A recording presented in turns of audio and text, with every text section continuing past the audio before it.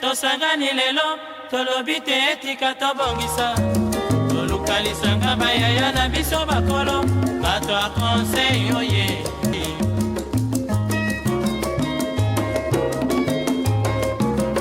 kobongisa mboka eponi motu te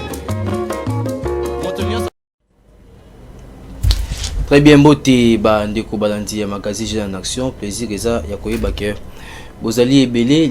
liboso ya baetando ekena bino pona kolanda magazine na bino toza na plaisir ya ko présenter yango biso basali na bino mukolo ya lelo. Lelo tozali na maître Arnold Kidiombo azali bongo fédéral ya SID na Matete nende toko négocier toko analyser par rapport ya masolo ebele bobi ke 13 ans déjà jour pour jour parti ya SID isala créé to solo yango awa to solo masolo élection bobi batu nyonso misu na bangiza focaliser na 2023 na maponomi to solo yango également awa to solo pena révision ya constitution ou eza proposition ya bayi politique mususu to zapi makanisi ya bandeko pondeko maître Arnold azali aza juriste a pesa makanisi ta juriste et puis a pesa makanisi ta politique parce que aza ko appartenir na parti politique moko na yende to kobeta masolo pourquoi pas to beta masolo tourner ya mwana mboka Martin Fayulu na mboka ya Boende tous on rubrique info de la jeunesse matozo on peut continuer. Très bien, merci beaucoup Wanzaki rubrique info de la jeunesse, merci na Cordon Tsumbu Lutumba, merci na Zoengaba Wazaki Ngambare ya régie merci pour bandeko o ba réaliser info de la jeunesse ndeko Noela Bolumbu ndeko Laetitia Masiala na bandeko nyonso o ba réaliser rubrique ya info de la jeunesse o matondo mingi na nosaki bino tozana maître Arnold Kidiombo aza avocat et puis coordonnateur ya SID Matete donc on appelle ça fédéral bon baza la fédération té bon coordonnateur randé yé nanga mo Matete yé nim tazo ko coordonner SID na commune ya Matete mbote mona mboka mbote. Merci les journalistes, merci pour na ndenge o invité ngai lelo donc eza honneur mingi naza liboso ya ba téléspectateurs pour na ko sope occasion ya ko éclairer opinion. Très bien, eza esengo ko yamba yo mukolo ya lelo o beti la biso no masolo ya ni to SID et ko fêter 13 et ko fêter 13e année nango depuis ezala depuis existence nango. Comment vous fêtez dans 13 ans nanano maître Arnold Osali combien d'années dans 13 ans ya SID vous fêtez quand année na SID? Oui, merci beaucoup. Ngai na SID depuis 2015. Je pense 2015 activité moko munene selemaka ezaka na initiative ya président élu Martin Fayulu. Et l'on a bandeko yo bazaka à l'époque na opposition pour na côté les mela changement de constitution. Il y a eu la ville de Kinshasa qui a été paralysée pendant 3 jours. Alors événement on a touché Makasi. Alors j'étais déjà à l'époque avocat et nalobaki non monsieur yo Martin Fayulu azana ba conviction azana vraiment na persévérance consistance. Ouais, c'était en 2015. 2015, oui. Et j'ai adhéré par conviction dans la valeur oyo na monaki na mona mboka Martin Fayulu azako incarné na la valeur oyo na découvrir qui na SID mais par conviction na yaki na enseignement numéro 198 na Kasavubu na Kinshasa ko adhéré na parti engagement pour la citoyenneté et le développement parti cher à Martin Fayulu. Ezaki na 2015 et loko esaki okota na SID eza parce que par rapport ya combat ya ndeko Martin Fayulu nde pesaki elengi okota SID. Oui oui, en tout cas nazalaki na conviction que azalaki o mener lutte moko noble et puis azalaki sans relâche. Alors tuna ki pe motuna ya koloba te SID esali déjà mbula boni esali 13 ans. Parce que depuis le 9 mars 2009 mwana mboka Martin Fayulu azwaki initiative elongo na professeur Devos Kitoko Mulenda na papa na biso Alois Nyemba bango basanganaki bango misato comme membre fondateur nde bazwaki mokano na ba congolais mususu ko créer parti SID pour tient en œuvre un projet où il y a kitoko où ils ont incarné na kati ya ba statut na biso pour lobby biso plutôt à la contributif na développement ya RDC. Maître Arnold, là au Kotaka SID 2015, donc 13 ans, ils étaient aux Zaki lobby. Donc les lots na politique au colis p makasi par rapport à ndongo ba ko mona na musika. Depuis au komi ko exercer politique yo moko politique ba na musika ou ba ko mema na sie ya ba leader politique to kene boto ke yo moko ko exercer politique. Depuis yo moko continue politique nini yo moni ya malamu na kata politique. Oui, alors depuis na continue na politique, d'abord on a kotaki na politique en tant que jeune oyo ayaki pona comme un changement parce que depuis 1960 pays na biso RDC illégitimité ezali toujours na sommet. Alors toleki période ya Mobutu, toleki ba période kili ngana botami na yokuta désordre, dictature et puis ba difficulté ezali belé pauvreté na kati ya population na biso. Eza makasi chômage ba jeune vraiment bazaki makambo ezo marché te na pays sur tous les plans. Alors ngai na botami na kuti yango na koli nango na tangi nango injustice pe le bingayo injustice pe le bingayo. Alors na fandaki na kena ko pona faculté à droit na baki ngai na kena faculté à droit pona tanga na defendaka bato yo injustice bazo ko subir injustice bazo ko subir mauvaise gouvernance. On a défendre ba droit ya ba citoyen et tout ça. Alors na monaki te idéal wana ezaki pe ko cadrer même na politique. C'est pourquoi je me suis lancé aussi na politique. Alors ngai na yaki na politique pour na apporter pe expertise na ngai touche na ngai. Demain ensemble na parti SID et le mona Martin Fayulu avec tous les camarades to kende to zo pouvoir pour biso to amener changement na ba difficulté oyo nyonso na uti kotanga awa. Depuis accéder na kati ya SID depuis 2015 kino lelo oyo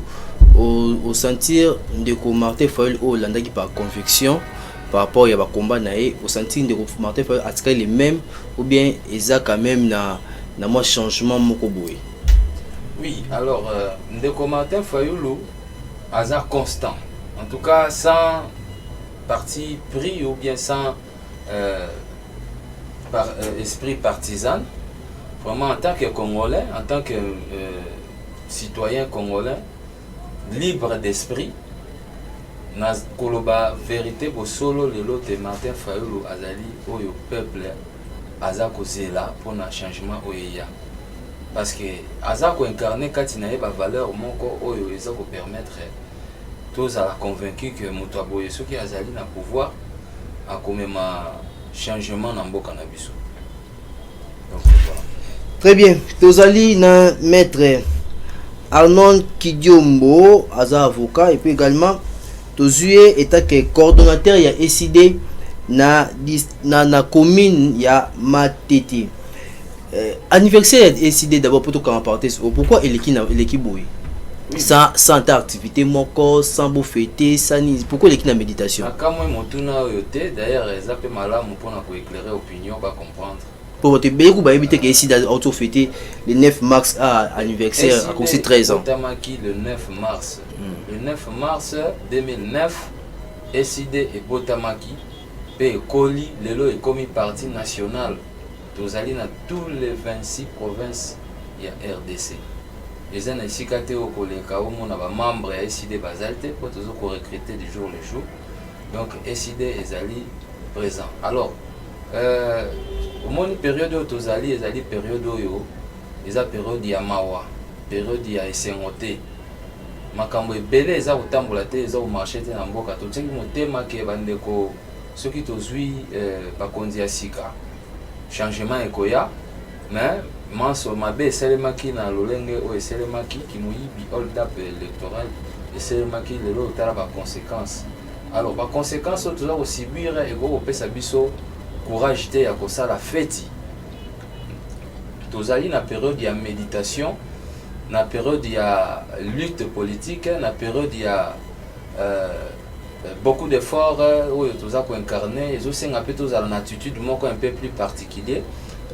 pour répondre un peu na situation yango na réalité ndenge zali mboka eza malamu te mboka eza malamu te yango moyen bo fêter eza te yango botika bo préférer option ya méditation bo méditer kasi ndeko Arnaud okoza d'accord nanga ke na 13 ans ya SID lelo o SID soki ezali ezali olobi boza planter dans la province presque nyonso eza pe grâce ya ba ndeko msu ya politique et bon quand même bo rendre hommage na bango na 13e anniversaire na bino pour 13e anniversaire ya SID bo fêtant boza quand même na implanté partout SID eza grâce ya ba leader politique oyo na tso mu amno po comprendre te le lenge nini ba leader nini oyo ba pariner bino to pe exemple ya Genève to ba leader oyo bozaki na bango na Genève bazaki na président Martin Fayulu na Genève ba onde ba aider président Martin Fayulu po azanora oza nango lelo quand même bo rendre bon hommage. Merci en tout cas pour la mutuna na ndeko journaliste mais na koyebisa yo eloko moko il y a taille vraiment il faut comprendre que SID ezali affaire à Martin Fayulu te SID ezali affaire ya ba congolais nyonso ezali parti national te na uti koloba et puis ezali parti politique ce qui totali na ba règle na mibeko ya parti politique ezalaka boutique te parti politique ezalaka ndako ya mutu te parti politique ezalaka affaire communautaire c'est ça un peu l'essence il y a bengi parti politique par définition par essence parti politique est bien moko communautaire donc SID cause à affaire il y a moko teto groupe il y a ba leader moko mais SID ezali affaire il y a ba congolais mais tout ba leader o a représenté SID na Genval yewande oyo azoki au rang amatisi au rang ya SID quand même bo remercier ba partenaire o ba edaki bino ngai na koloba plutôt ba edaki leader na bino na koloba plutôt na ko remercier son excellence le président élu le commandant du peuple Martin Fayulu parce que azali moto azoki courage ya kobimisa makanisi ya kosala kobenga ndeko Devos Kitoko le professeur notre secrétaire général na papa Aloïs Niemba nde yende bango nde bazali bato yo nazali censé ko remercier parce que ni tete bango parfois je ne serais pas dans ces groupes dans ces partis politiques babengi SID parce que ezali quand même originalité na bango mais affaire ya bandeko oyo mususu kuna bon ça c'est la politique kolobate que leader na biso parce que asangana na bango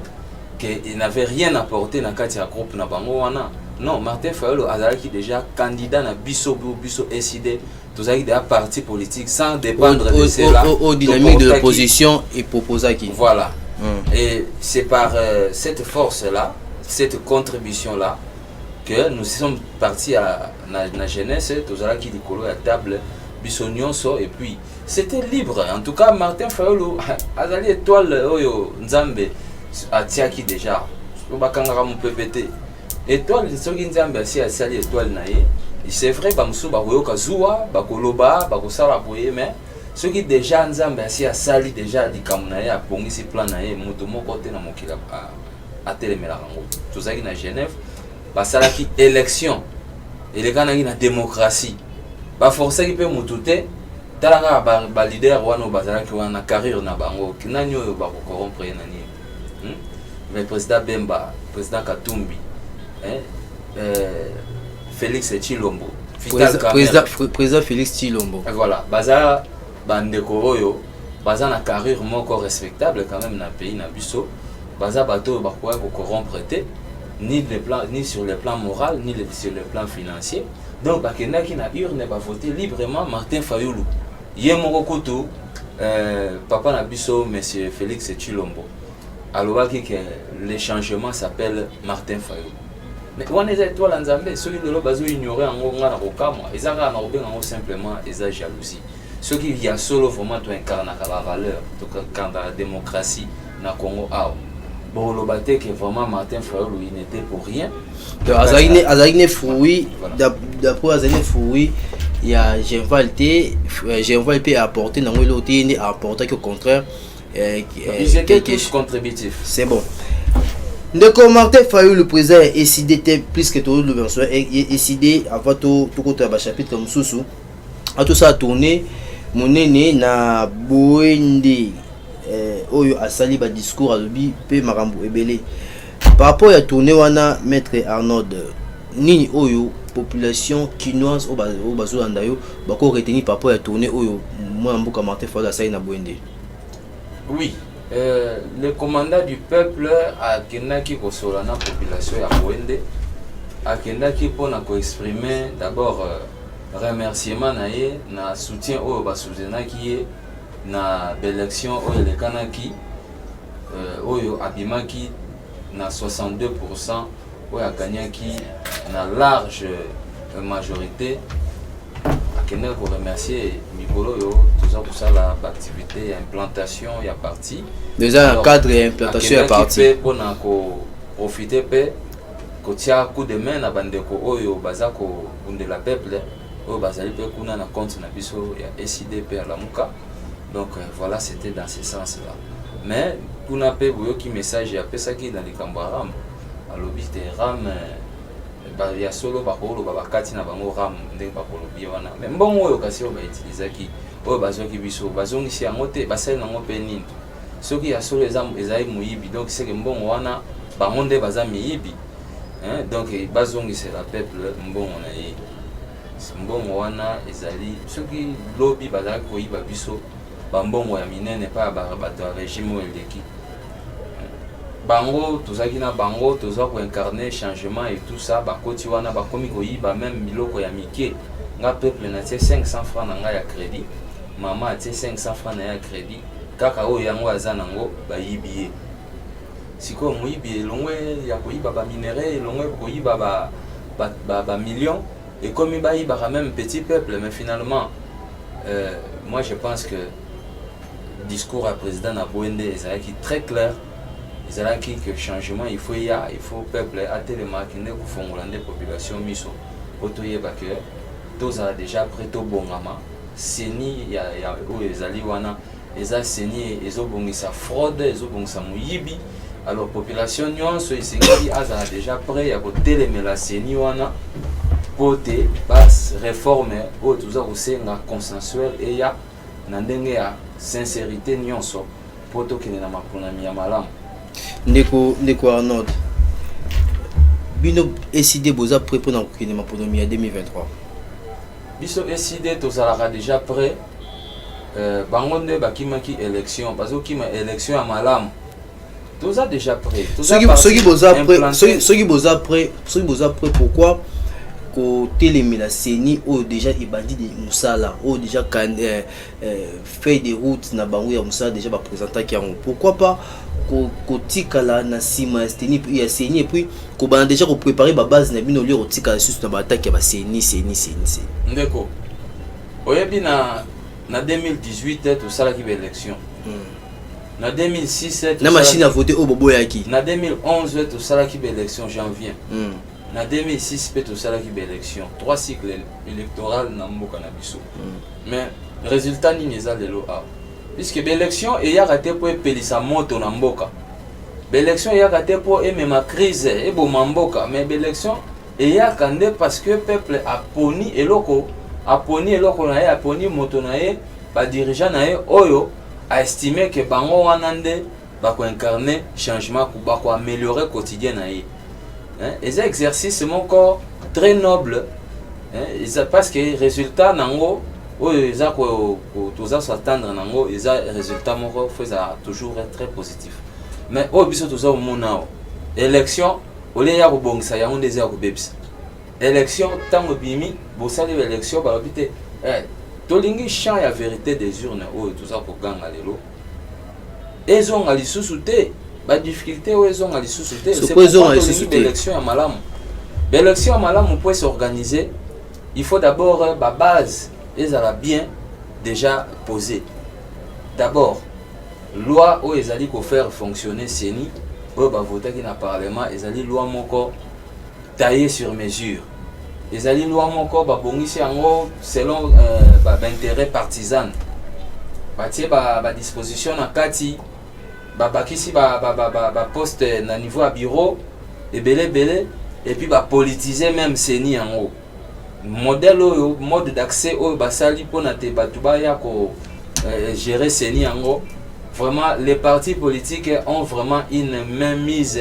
extrême dans le processus de désignation ya animateur ya seni. Et ça déjà kaka toujours répété kaka ba même méthode oyo ezalaki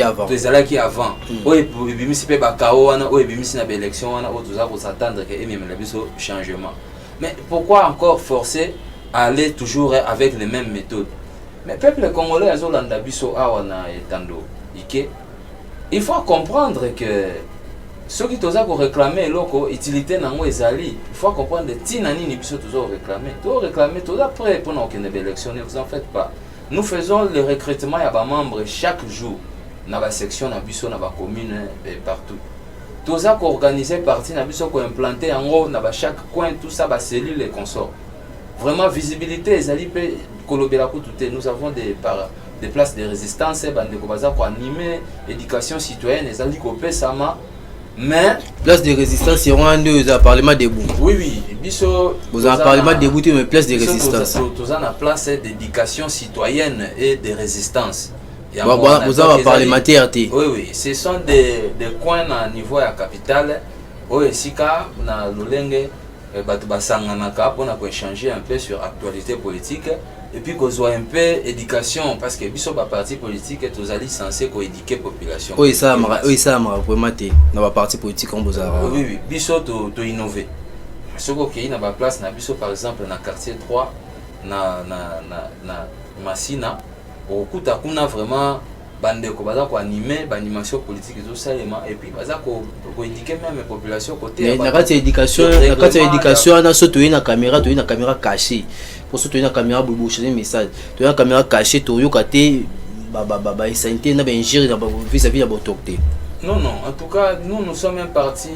des valeurs. Tout ça vraiment dans l'éducation. Mon papa Nabiso Martin Fayolo a été à Kabiso chaque jour et le professeur de Vos Kitoko. Donc, tout ça, tout ça parti mon corps des cadres, parti des masses avec tout le monde, mais vraiment avec un programme de formation vraiment très organisé. Nande konabiso Adrien Malenga où azali ko former ba cadre chaque jour azo lembaté na parti donc biso toza vraiment wana tozo ça la tâche na biso ndenge sengeli. Très bien, vous ça la tâche na bino. Élection eza ko ya biso to kende nango mais il faut quand même ba bongisa na nos réformes ya seni et puis loi électorale pe ba bongisa yango malamu parce que modèle wana na ko baksa ke ba biso toza bato boso to singa réforme on a ça ko répéter na plateau awa biso parce na yo ki yango déjà na yo ki même l'ancien gouverneur ya banque centrale Masango aza ko senga apesi moi ndenge na ya moneli faut réformer ça ma consensus tout ça est-ce que élection non élection il faut ça dans les délais constitutionnels déjà à partir il y a 3 mois avant décembre avant janvier 2024, 3 mois avant la constitution lobby, il faut déjà convoquer corps électoral. Donc déjà à partir il y a 9e mois, il y a 2023, il faut déjà tout ça déjà prêt à reconnaître la urne pour voter. On est allé monter à côté de Kamba, alors quoi linga qui a zala Kamba, mais il est censé savoir que dans 5 ans l'élection fait à organiser. Et puis il faut aller à Kedi à Outi et Sika Oyo Passi, il y a population ezalaki. Il faut quand même comprendre que non, population azal sous on a besoin ya tout l'exara sous ngongate. Na babilo ko wana ba dialogue banani tout ça non. Eza le contraire bino boza ngo posa na. Biso toza na posa ya consensus. Likanisi oyo boza nango ya consensus ya ba réforme. Voilà. Ezalaki pona kovanda tout ya table moko koyeba kokabola batâche oyo bao bakende boye epuis bino mpe lamuka bokota na seni bokota nini mais nyonso wana eza boza koluluka nde lolenge nini bokota na kati ya masolo botravaille elongo na ndeko Félix Tshilombo oyo ye azolinga te oyo ye azolinga tokende na maponami. Biso tozali na projet ata moko te ya kodiriger ensemble na UDPS na ndeko Tshilombo parce que bazali na makambo na bango eza na kati ya désordre. Biso toza kotala lelo te mais tozotala nde lobi. C'est vrai lelo esi esalemi kao esi ezwami déjà to forcer tosali boye mais kao ezali toujours ba persister tant mieux. Mais peuple a pardonné le sous-souté, a accepté le sous-souté que non, na mikolo koya to répéter sous même en tout cas là bande ko ba komemande mboka na kao bango bazo komema forcément ba komemande mboka na kao donc biso tozali na posa seni ebonga malamu biso tokozala wana pe to surveiller maponami wana ezala malamu bo surveiller le lenge ni bango bo surveiller le lenge nini gouvernement na bango tokokota te bazala kuna na gouvernement na bango na ba ministre na bango bakamba bakende tina nani tout ça mais biso tokoma kaka wana to organiser seni wana ensemble na bango. Donc c'est ça. Très bien, bon organiser seni ensemble na bango na rappeler tout ça na maître Arnold Kidiombo azali bon coordonnateur ya SID na ngambo ya Matete. Tozobeta ka masolo ya ba élection. Tomoni ndeko bandeko ya SCN catholique bakenda kokutana na bakaya kokutana président ya assemblée nationale pour na koyebisa bango ete basa ba élection na délai constitutionnel ba respecter délai ya maponomi. Moi bobangi moko ezozala par rapport ya maponomi ya 2023 boza komona ete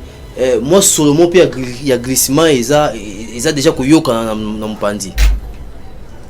Oui, en tout cas, tu as ressentir que mauvaise foi ezali na bande kona biso oyo baza ko organiser makambo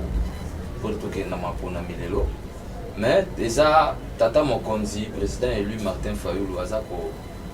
beta toujours c'était aza toujours ko avertir bango que bakeba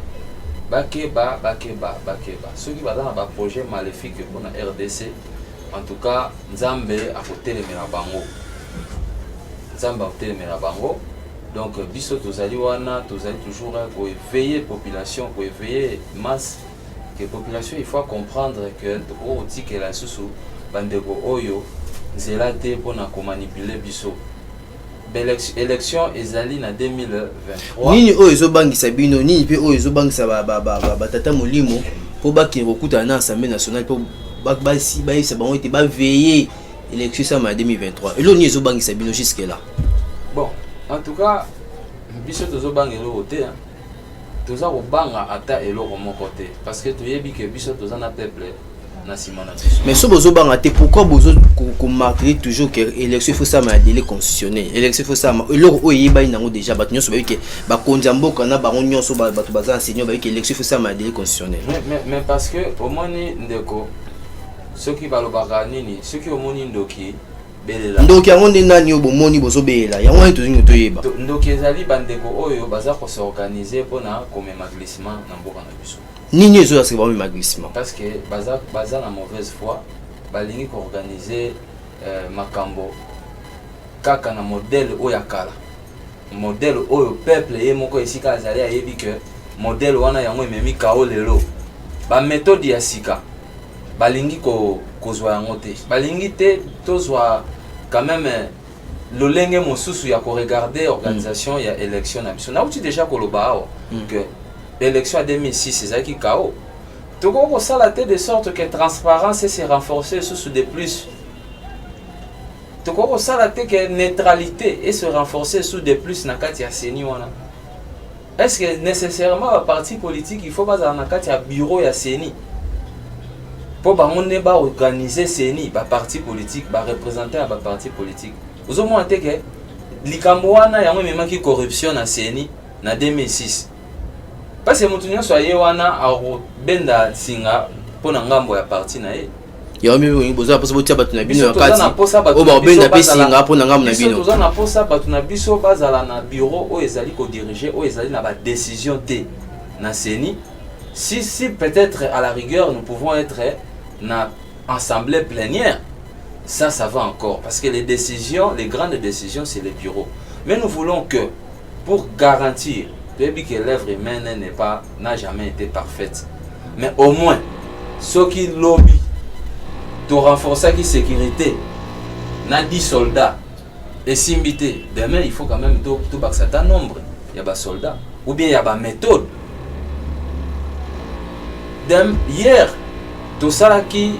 bureau à CENI et ça qui n'a pas représentant à PPRD Nakati, FCC, représentant il y a MLC, il y a INC, IDPS, et consorts, tout ça, ils étaient là au bureau, et église catholique, église, et ça qui peut wana, société civile, et ça qui peut wana. Mais vous avez constaté les partis politiques se sont arrangés à ce que Bangonde Baleka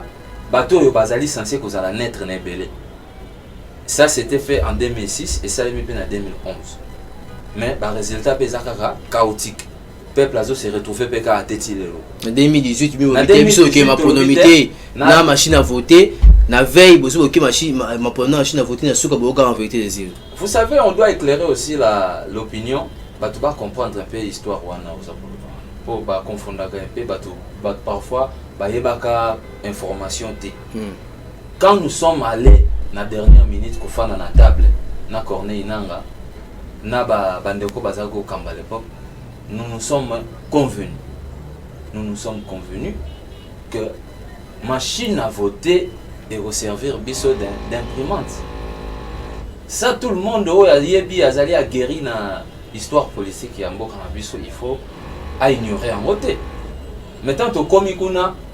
ba publier ba résultat de l'élection na clé ISB. Papa ngande mungao nazo bosu na awa. J'ai été un des responsables acteurs majeurs et à partir na biso SID na niveau ya CENI ya Moamba. Nous avons compilé ensemble avec les agents ba PV manuel parce que loi lobaki ke ba publier ka ba résultat manuel. Oyo batangi yango kuna ba PV kuna ba komi na biki boy. Mais résultat c'est aussi ça qu'on compiler c'est-à-dire qu'on rassembler tous les résultats à Moamba Mobimba. Nous n'avons jamais terminé la compilation.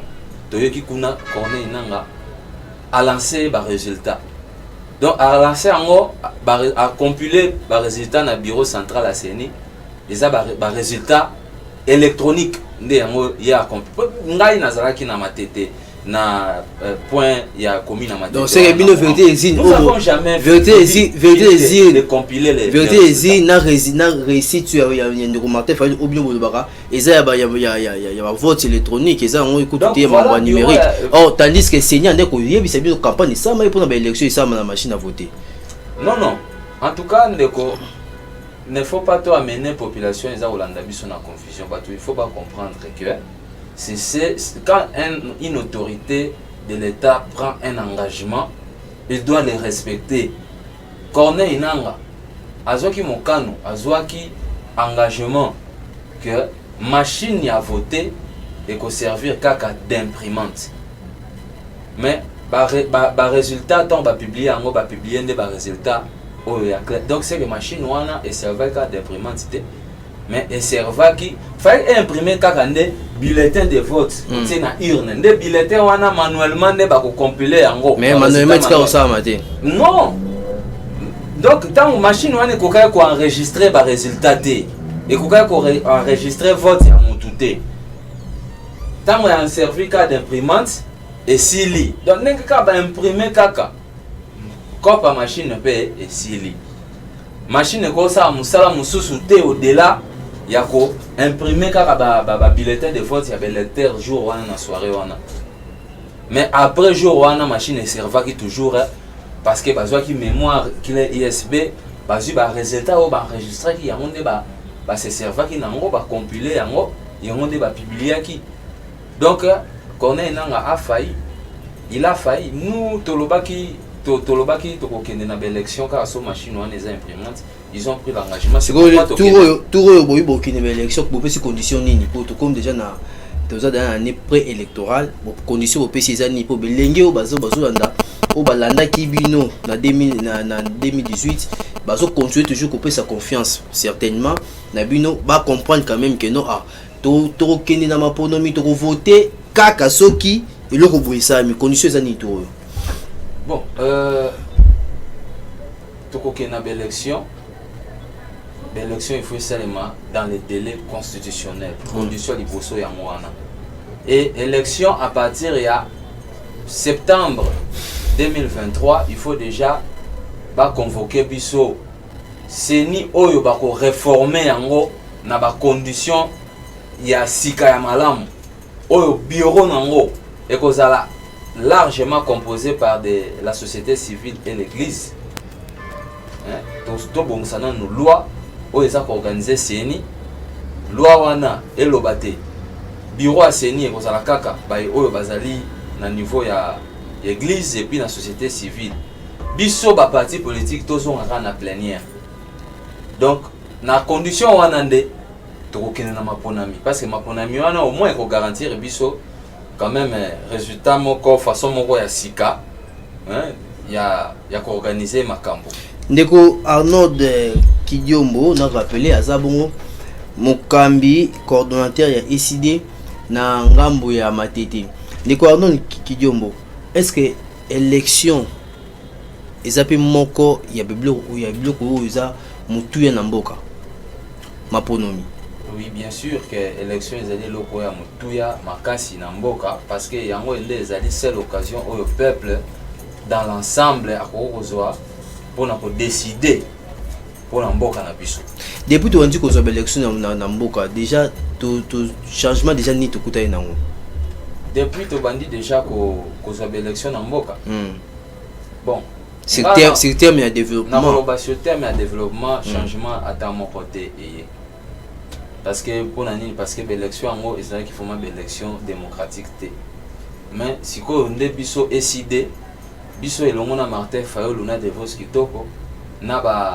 bandeko Serge Welo ba cadre nyonso ya ECD toza ko telema siko cette fois-ci pour élection et s'organiser d'une façon vraiment démocratique pour enfin bandeko ba ko accéder ba uta vraiment une émanation à peuple ndé bango ndé na cette occasion ba ko zala redevable envers population pour baroyer batengai les américains te mutatiaki ngai ezali ba négociation te ngai eza population sur la population na ba américain ba ba continent mboka na biso ba imposer ba continent mboka na biso. Bon, en tout cas nous sommes infiltrés et influencés na kati ya mboka na biso. Mundele mopaya azali ko lukape asala nyamu ozomona même na est ya mboka na biso les multinationales baza kotonde belé kuna koyiba ba minéraux na biso ko influencer ba politiciens na biso ko influencer armée ko influencer ba pays voisins pour na ba agresser biso ozomona que immixtion étrangère ezangité na katia mboka na biso. C'est pourquoi souveraineté na biso peuple congolais il faut peuple ayeba que intérêt na ezali ya ko garder souveraineté na ye. Très bien. Donc voilà. Peuple yeba intérêt na ezali ya regarder souveraineté na yo tozali na maître Arnold Kidiombo nde na lobaki aza coordonnateur ya ECD na ngambo ya Matete ba baza ba fédération te baza ba coordonnateur donc bazo yenda so coordonner toza na section baza ba section Matete coordonnateur nango azali donc section c'est quoi section Matete coordonnateur nango nde maître Arnold. OK ça différent ba chaîne na ba parti belé là c'est bien. Tout changer chapitre tout bête surtout sur ce que ma solo ya révision la constitution après tout ce qui ça émission quoi lelo ministre déjà ils a ko poussa mettre en ordre obi et le côté ça qui motive qui au côté dans la politique en 2015 au côté dans ECD 2015 et ça parce que opposition l'époque là ça qui activité moko boye pour un changement pour na télémer là ko boye côté bato bazana pour se rechanger constitution nini oyo monaka ya malamu itake mutami beko nini oyo monaka ya malamu na constitution ya mboka na biso. Bon, constitution na biso eza na makambo ebele ya malamu mais ça na makambo mosusu pe oyo esengeli babongisa oyo ezali vraiment adapté te mais makambo malamu na komona te à partir déjà il y a article 12 il y a constitution na biso 13 14 et consort ebongisi ba droit pe ba liberté ebele pona ba congolais notamment droit ya ko voter OK quand même élection voilà vous avez intérêt dans le politique droit déclaration universelle il y a droit de l'homme oyo Nations Unies atia na pona biso ezali ko bongisa ba droit pe ba liberté ya ba citoyen et biso pe en tant que pays oyo tozali pays à droit na kati ya constitution na biso vraiment ba droit ebele oyo peut-être so na bandi kotanga il faut émission mobimba mais oyo ba bongisa eza ko garantir mais seulement que ba droit yango il faut sikoyo politique moko ya malamu pona ko appliquer ezala appliquer droit ya parité par exemple un article 14 na biso présomption d'innocence un article 17 doza na ba droit ebele lokola moto soki bakangi ye il faut azala informé na ba droit na ye zomona ba policier ebele awa na mboka soki bakangi motu toke kaka oyeba ngo kaka kuna na tout ça non si okangi nga déjà gros j'ai télé monsieur asi akangi yo ndinga sa arrêté yo wana il faut yebisa yo article 18 na biso ya constitution lobby il faut yebisa yo tina nini akangi yo tu as le droit d'être informé du motif de ton arrestation alors il faut vulgarisation ya makasi esalema vraiment politique moko ya makasi esalema po ba droit et na ba liberté wana ezala vraiment respecté ezala appliqué pona ezala appliqué kasi ba oya mabe kasi oya mabe eza nini oui na kati ya constitution na biso bon lokola par exemple na monaki révision au basali awa dernièrement balobi te toza kokende na maponami kaka na tour moko déjà eza mabe eza ko réduire ba chance ya ko élargir champ ya démocratie jeu démocratique et se restreindre un peu il faudrait tout ça dans une jeune démocratie il faudrait bâtir un exercice ou un peu plus large pour permettre quand même un toilettage et seulement un peu plus mieux alors quand on tient à tour moko et obligé bah tout ça la coalition et tout ça les gens ne sont pas encore habitués à toutes ces choses il faut malem ben ezaki na lomba mingi batia ki tokeneka na tour moko parce que tour moko tu déjà donc okeka bongo o a gagné à poli mais alors que tam sou o a gagné on a boyebi conséquences de l'eau ndeko Martin Fayulu azwaki 62% tozonga sou wana te to le cas déjà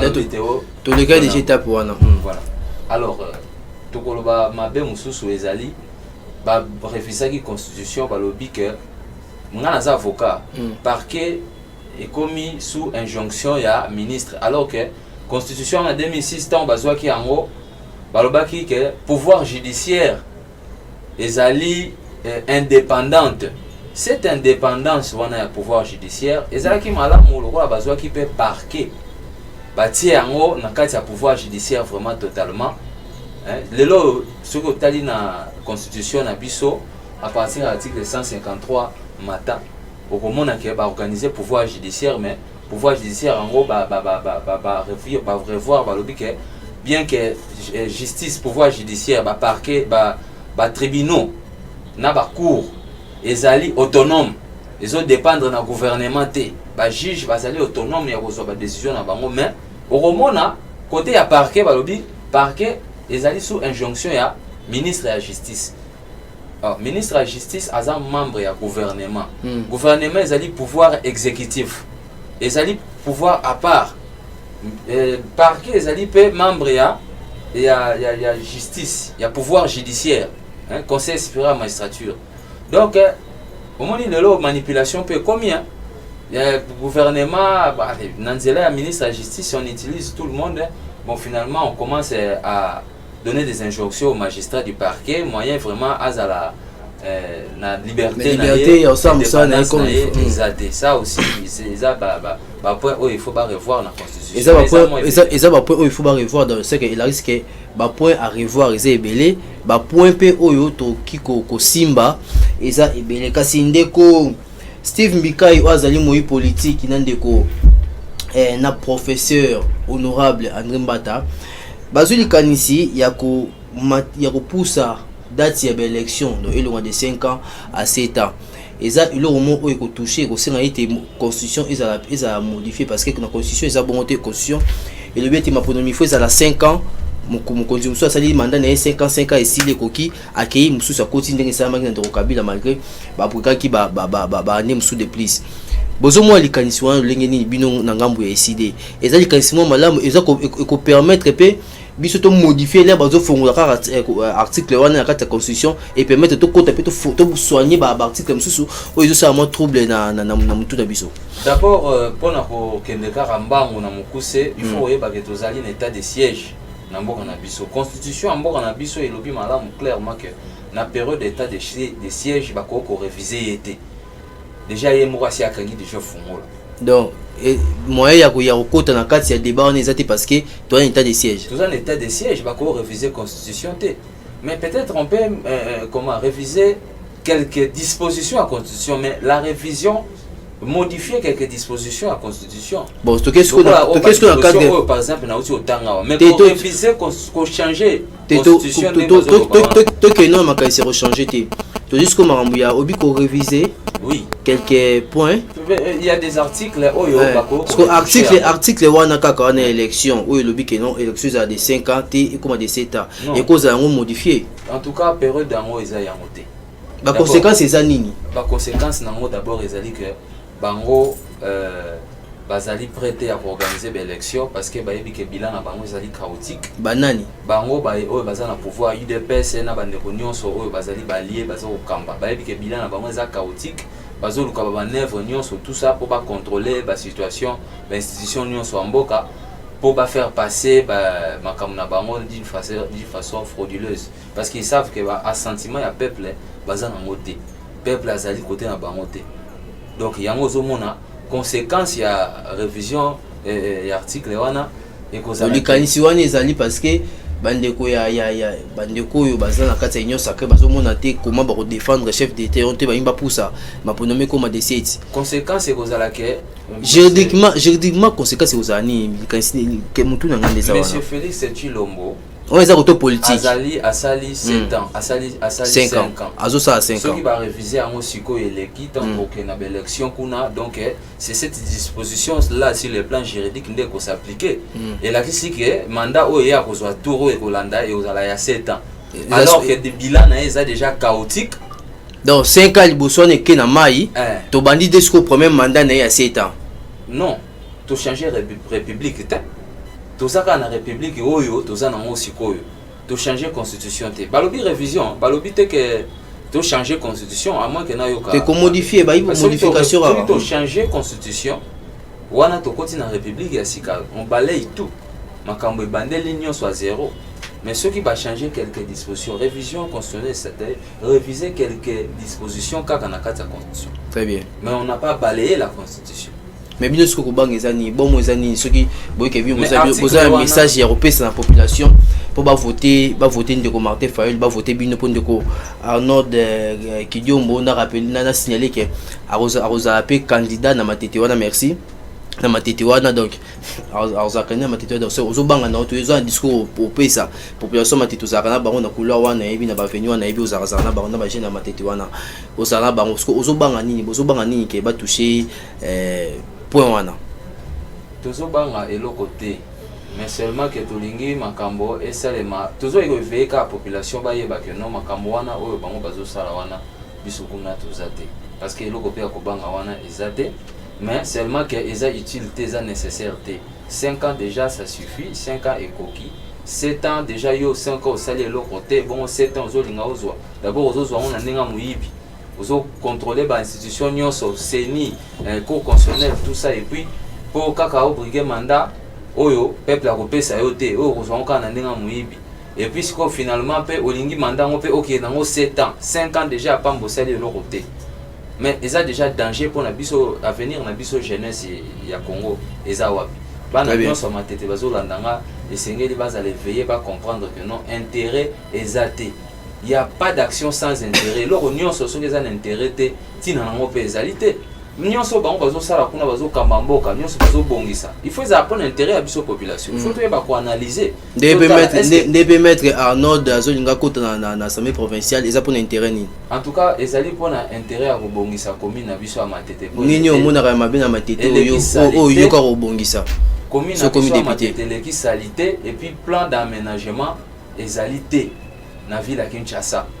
Vous avez mon ville à Kinshasa en général ndenge ezali plus particulièrement commune na biso ya matete. Ba terrasse ba caniveau soki mbule beti na matete vraiment eza sonyo oyo batanzi sika otambola. Vous avez un député kuna? Bon, nous avons un député provincial mais c'est un papa na biso ya matete mais na moni ngonga na epe koki et il faut atika musalango atikela ba jeune comme ça ba sala pe musalango ba mema ba innovation ba idée ya sika parce que asali oya koki esika asukeli wa maître notre comme na suka question ya suka pour na peso liloba pe ya bokaboni rapport émission lelo ba jeune ebele bazo se lancer na politique ezamo ba jeune ebele on dirait Moussa Moussou eza esuste à part au la cabine pour sa sécurité na kokota na politique bilenge batiki de batika la bango sa bilanga bilenge batika entrepreneur ko mo sango zate pona soutien za raté DG Papi Boudi kaza awa elenge azana entreprise na azana kati entrepreneuriat mais nanya ko soutenir ye vomi mbongo ki kokufa na ba pe na banani pe o ki 2 mètres wana ba pe na ba misusu wana ki ko sunga ba jeune entrepreneur. Pourquoi les jeunes béba aussi lancer la politique? Yo obi à côté de la politique parce que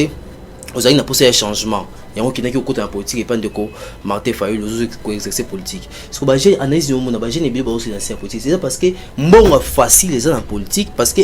corruption les gens en politique au corrompre non bon au détourner bon mais va protéger yo parce que vous appartenir dans cadre il y a politique ou bien ça pour nani.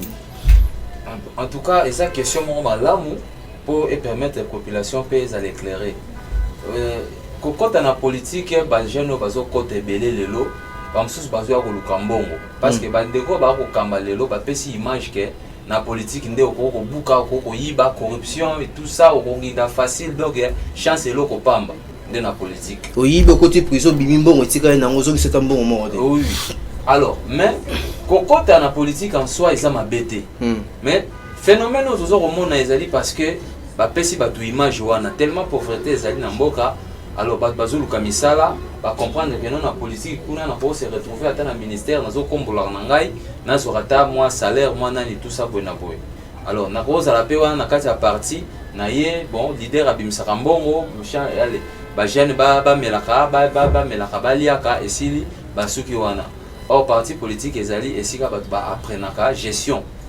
et c'est si ka ba yekola kaneni ni ba ko kamba ekolo pe ba kozwa pe koyeba mibeko ya mboka koyeba ko botambusi ya ekolo donc na ko encourager ba jeunes belé bazala vraiment na kati ya ba parti politique pour na ko contribuer mais pas na esprit ya muyibi ya corruption mais bangonde faut ba yande bazala contributif ba cotiser na intelligence na bango et puis sur tous les plans même financiers tout ça pour na et tambusa ba parti politique où est sérieux pour na komema pouvoir pour na komema pe changement na ekolo na biso. To comme na suka émission lelo ndeko to yambaki pour na bino ndeko Arnaud Kidiombo aza avocat aza coordonnateur ya SID na ngambu ya Matete. Maître Arnaud merci na ndenge répondre na invitation na biso ezamba liboso te vous appelez ba suka te to za na yo na plateau na ya magazine ya sommet prochainement to zala nande ko ya obédience politique mususu elenge musu ya obédience politique mususu to me konsa analyse d'assemblée ezala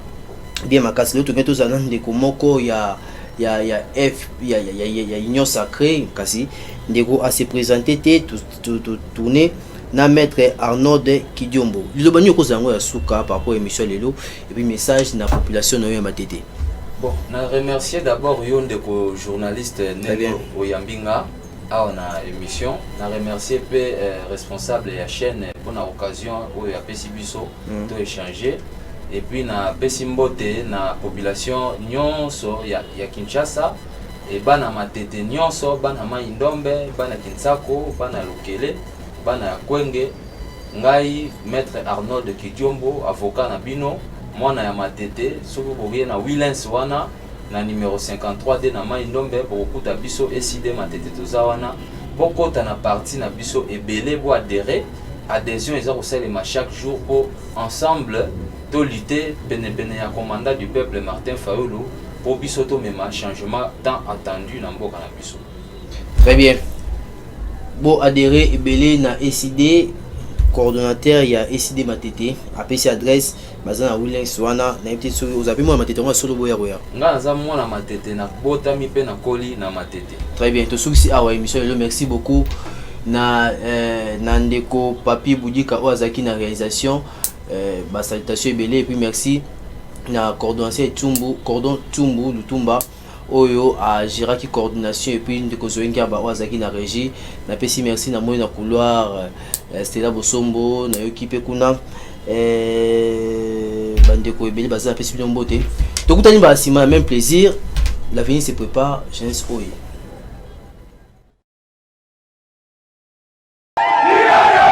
bana mike tosangani lelo tolobi te etika tobongisa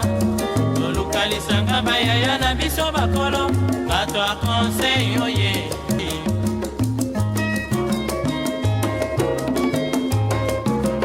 kobongisa mboka eponi motu te